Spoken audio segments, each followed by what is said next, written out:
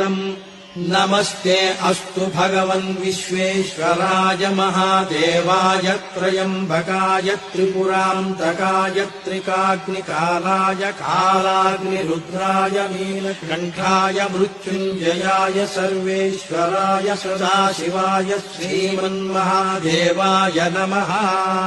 नमो हिरण्यवाहवे सेनान्ये दिशां च पतये नमो नमो वृक्षेभ्यो हरिकेशेभ्यः पशूनां पतये नमो नमः सस्मिञ्जराय द्विषीमते पथीनां पतये नमो नमो बभ्रुषाय व्याधिनेन्नानां पतये नमो नमो हरिकेशायोपवीतिने पुष्टानां पतये नमो नमो भवस्य हेत्यै जगतां पतये नमो नमो रुद्राय तथा विने क्षेत्राणां पतये नमो नमः।